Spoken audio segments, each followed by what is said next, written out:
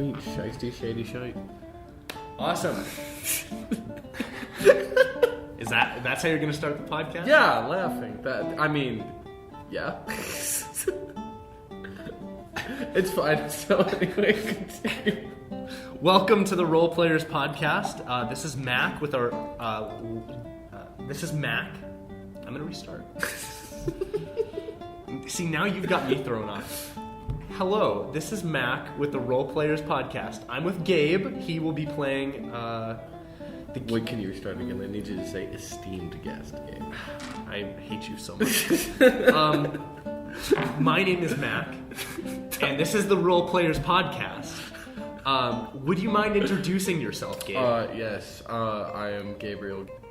I've known Mac since childhood, and I'm here to play some D&D and hopefully not have a brutal death. If you keep going along this path, you might have a brutal death in your future. I mean, fair enough. It's D&D. Brutal death happens. Who is your character that will have a brutal death in the future? I am Artier Nadrobh. Nadrobh, nice. And how long have you been playing D&D? Oh, shiesty. Probably for 2 or 3 years now. 2 or 3 years? And why is D&D important to you? Role-playing in general is important to me because I consider myself to be a bit of a philosopher, and it's just, you can sort of see, like, what kind of shitty things people would do if they were in certain situations. Nice. Your character, Artier Nadrobh, stands at the front of a trading company that you are just leaving. You just left, selling all but one of the ships that were owned by your father's trading company. Your father, a week previous, was found murdered after a deal went south. After he died, you found how in debt your company is. This puts you at a huge risk because debt and borrowing money and this sort of issue is extremely frowned upon, almost to the point of being illegal in the Elvish system. You are, in fact, in a Elvish town, even though you are a drow. This is to be expected. Elves accept all to come to their towns, so most towns are a good mixture of all races living in, at least from the outside, basic harmony. What are you going to do? You have a meeting, one quick thing. You do have a meeting. Yes. You are meeting Larth Bohmson at the Golden Willow Inn, and he is a member of the Smoking Barrel Gun Company. Guns, specifically black powder muskets, black powder flintlock pistols, are illegal in Elvish cities. So what you're about to do, while illegal, will save your family's business from going under. I'm going to take my flintlock pistols and tuck them under my shirt. You do that. What else do you want to do? them efficiently. So, Lars Bohmson, how much money does he want from me again? Do I know that? Yeah. You know exactly how much he's offering. Not how much he's offering, but how much he wants for his goods. So he wants 300 gold before and 300 gold afterwards upon completion of you selling it. And that's a problem because how much gold do you have? I have 100 gold. You have 100 gold, which makes you exactly 200 short. You guys are meeting in 4 hours, just in the tavern. And what's the tavern's name? The Golden Willow Inn. Okay, the Golden Willow. Yeah. Okay.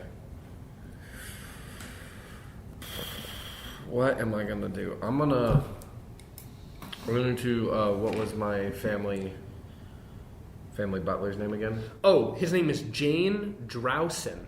Jane Drowson, and then I have Kaith, who is my first mate. Kaith Duvaring.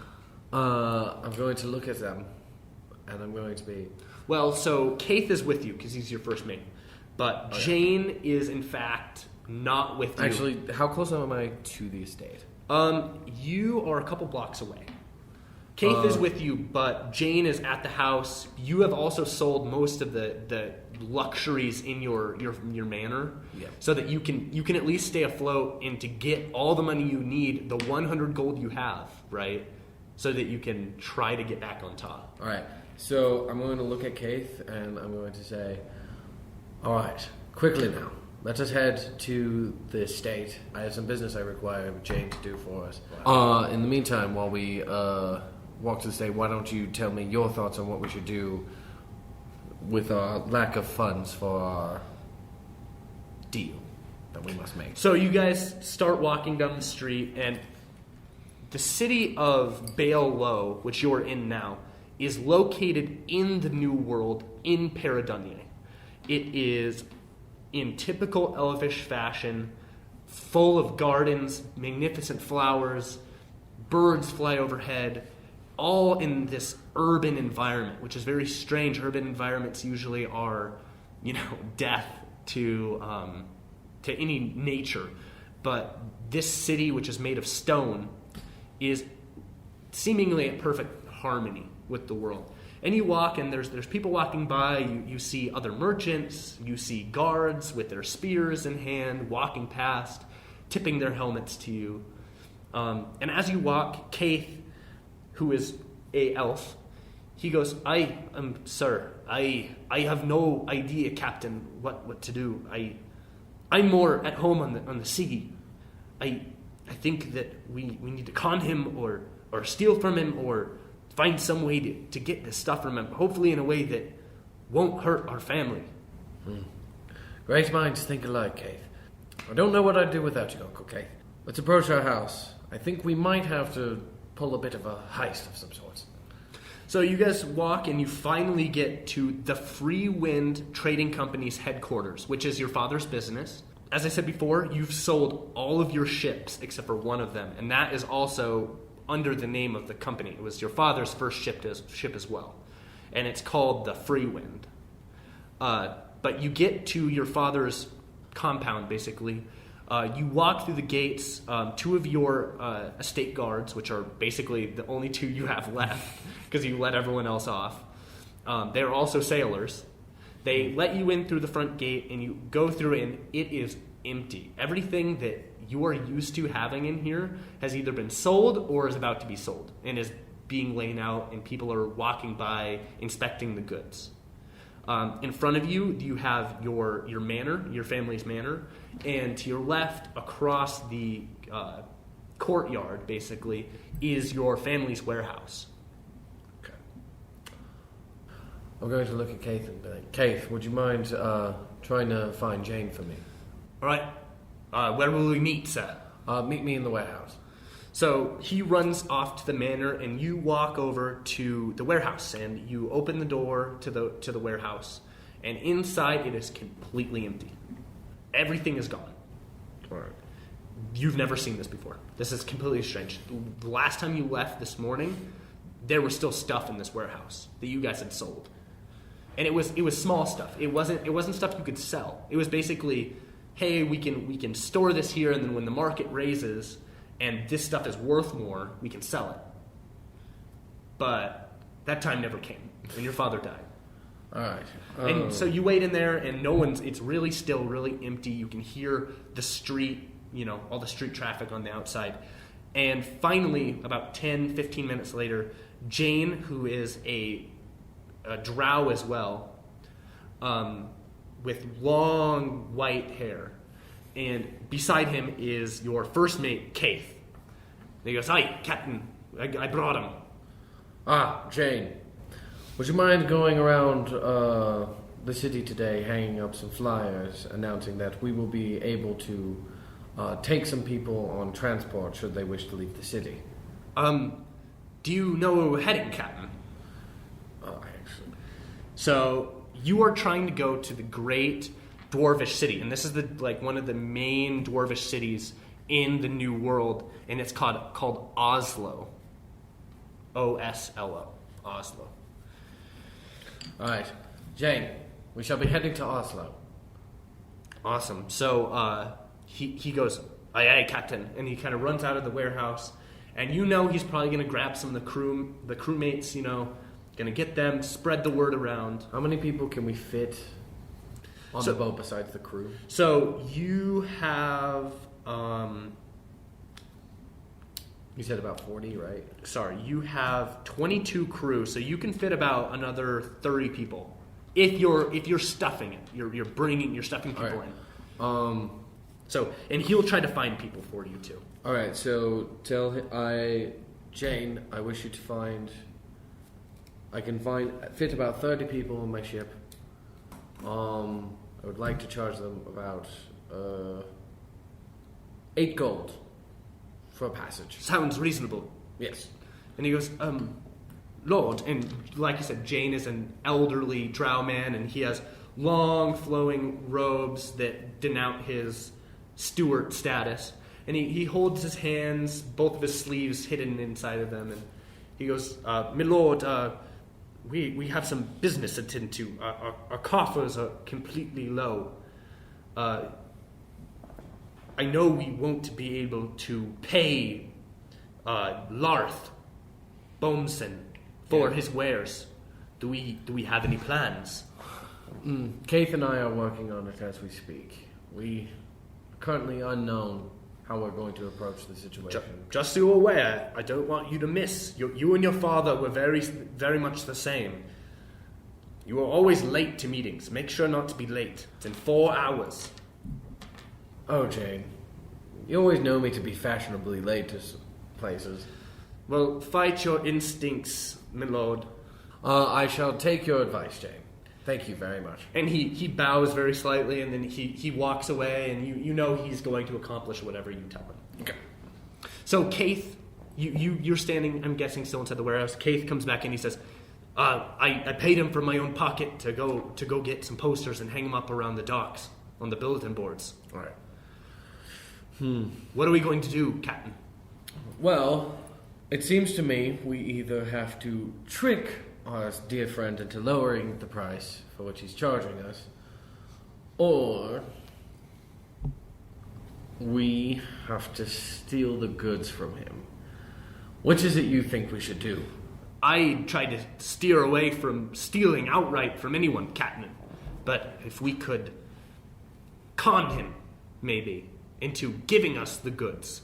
I haven't the brains for this, Captain. I think we'll go along with your conning idea. And if it comes to brutality and thievery, then it's going to come to that. Well, what's our con, Captain? What would you suggest?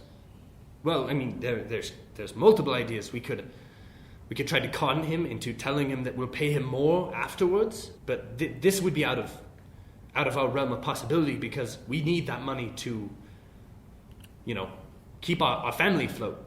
Whereas maybe we could pose as gods and confiscate his material.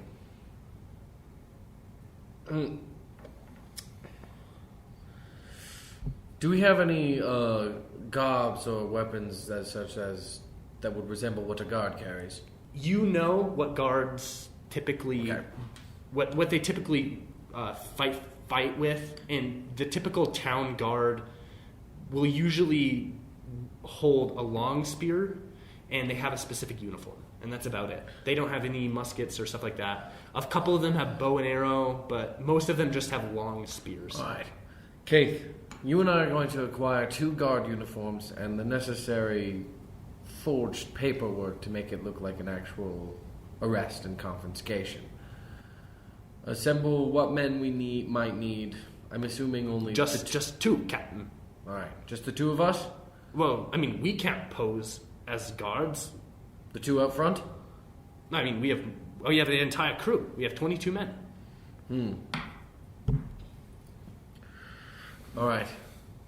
Get the 2 most lawful looking of the bunch and have them dress in the guards' uniforms that you and I will go acquire. I'll try to procure as many guards' uniforms as I can. All right. And he kind of shuffles off. What do you want to do? I mean, this is going to take a while to get some guard uniforms and the spears.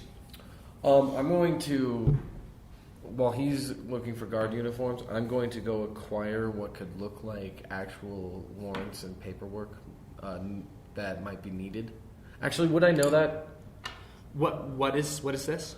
I want to know if whether or not, whether or not there would be warrants or paperwork required for a confiscation or searching the warehouse. All they would need is to see the goods. You know that. I mean, this is the basic thing with how the Elvish law system works. Basically, is you know that it's just like our justice system. If the guards see material that is illegal, right? They have the right to confiscate those goods. So it's the same thing with your flintlock pistol. If they found your flintlock pistol and you were blatantly waving it around, right? They could take it, but if they don't know you have it, they can't do anything about it. They'd need a warrant or something, correct? Not necessarily. Like, so if you got it out in the open, if you got their goods out in the open where anyone could see it, and then a guard came along and saw it, it could be immediately confiscated. So say something like a fire started in the building, and he would definitely want to get those goods out so they weren't damaged. Yes, necessarily. But I mean, first you'd have to find out where they are. All right. I mean, and another thing too is that this is just things inside your mind. As long as you're there, you could just make it look like a deal gone bad. Where he has the goods ready for you. If you get him to bring the goods out so that you can see it, right? Then you could just have guards come in and take it. In that case, that is what I will do. I'm going to go look for something else our ship could be used for to make more money. Or something else our company could be doing at the same time, like maybe trading goods or whatnot. So you go outside the warehouse and you do see a bunch of people, looking at the goods that your house is selling. Okay. To keep yourself afloat. You know what I mean? But these are just like chairs, tables. I'd like to go take charge of the negotiations. Take charge of negotiations? What are you exactly trying to do? Huh? Oh, I'm going to see if I can con these people into getting more money out of the goods. So what am I selling? Just chairs, tables? Chairs, tables. You're selling cutlery, like silver knives, forks, plates. You're selling, suits of armor. I'm going to roll history to see if of any historical, really significant, if I remember any really significant historical events from the area. Sure. I have 17, so history is intelligence, so I get a +3 and a +3, so that's 6 plus 17. So 23? Yeah. So are you looking for anything that you have that comes from those time periods, or are you looking for anything? Just knowledge. So basically, the only big, huge event was the first Elvish city, and this is also where the first explorers ever came to Paradonia. Right. And they discovered it. So this town was the first place any elf ever touched foot in the New World, basically. All right. So then I know exactly what I'm going to do. I'm going to go and I'm going to sit near the furniture, and I'm going to let people know that I will begin negotiating prices for these items. A rather, withered elf steps forward, and he goes, "I'll give you 5 gold for the chairs, and that's a steal for you." 5 gold. 5 gold, my good sir. Do you not know where these chairs and all these furniture came from? He kind of raises his eyebrow a little bit. Oh, my dear friend, this was some of the original furniture brought by the original settlers into this new world. Give me a deception check. All right, my deception's +5. 12, so +5 +3, that is 8. 8 plus, okay, 20. He kind of looks at it and he goes, "How much are you asking for it?" Stuff like this is usually priceless, but I will give you 100 for each chair you would like. For 100 gold. That's a steal for such priceless artifacts. It is a priceless artifact, I'm sure. And he stops himself before he can say something, but you're sure he was about to say he could sell it for more. But you don't. And he goes, I'll give you 70 a chair. I don't know if my father would appreciate that. And my family's so in debt. I'm gonna start crying. I'm give gonna me a performance sadness roll. and be like. Give me a performance roll to see if you can In fact, it's just depressing for me to ask for anything less than 200. 13. It's performance rate. Plus 3 and plus 6 plus 13. That is 19. He goes, 100. I'll give you 100 a chair. Thank you so much. I'll only buy 2. You'll only buy 2? Oh, that is good enough for me. And he hands over a bag of coins. Right. And I want you to give me an insight roll. What's insight? Insight. It's right here. Insight. Oh, fuck. 10. Because it's 12 minus 2. So he hands you the bag of coins, and 2 of his servants step forward and grab the chairs, and they're out. Alright, I'm going to open the bag of coins. You're going to count it? Yeah, I'll count it. So you go through it. Yeah. It's 100 short. That is still 40 more than he was going to give me for each chair. What else do I have there? Not much, but as soon as this happens, you see that that Keith steps back into the courtyard. Keith. This is good to see you. What news do you have for me? I have the equipment. I have 4 guard uniforms and 4 spears. All right.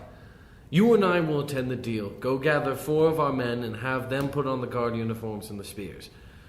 I will try to make the meeting place a bit more public so that the items can be witnessed by our guards.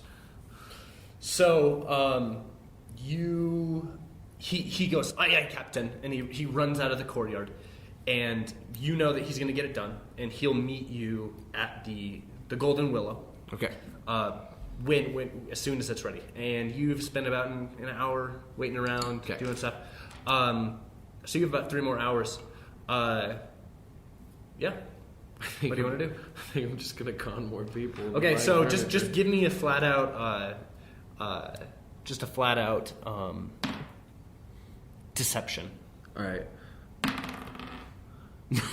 So you spent the next 2 hours just conning people, basically, and you got yourself another 100 gold in that time. All right. So now you have 300 gold. Yep. Which I'll just say is enough to get the goods. That. Okay, you're gonna double down. I need to keep that for my family. I'm gonna double down on this con. Okay. So I'm guessing you want to make your way to. Is there anything you want to do before you head out? Almost everything at the thing is sold off now. There's just odds and ends left. Anything? Just name one item that'd be sold there. There's still the silverware. All right. I'm gonna pick up like a set of silverware and I'm gonna tuck it away. Okay. Sounds good. I'm gonna con someone to sell that later. Okay. All right. Is there anything else you want to do before you head out to the? What else can I do? I'm going to take one more look at my family's estate, see if there's anything significant I would want for emotional reasons. I mean, you still have your room, but I'm gonna sit in there and I'm gonna listen to Mad World. Really? Yeah. On your old. You're gonna bring a bard in to sing to you Mad World. I'm gonna bring in a bard to sing Mad World. All right. No, I will sit in my room for calm reflection for a bit on like my whole family's downfall from the business, and then I'll make a silent vow to myself to bring us once again to greatness. Of course, as would be key for a hero's journey story. Exactly. A solemn vow, and then I'm going to start heading to the golden meadowlark. The golden willow? The golden willow. There you go. So you head out. Yeah. You've been in this city since you were born. Yeah. This is the city you've grown up in. And as you walk, not too quickly, because you can get there. You're just kind of meandering your way through the city, looking at the sights, remembering this city, because it's beautiful. It really is. And you wind your way through the winding streets with the marble buildings, and by the time you get to the Golden Willow, your walk wasn't long enough. But you are at the Golden Willow, which is a very nice inn. It's made of marble, typical Elvish style.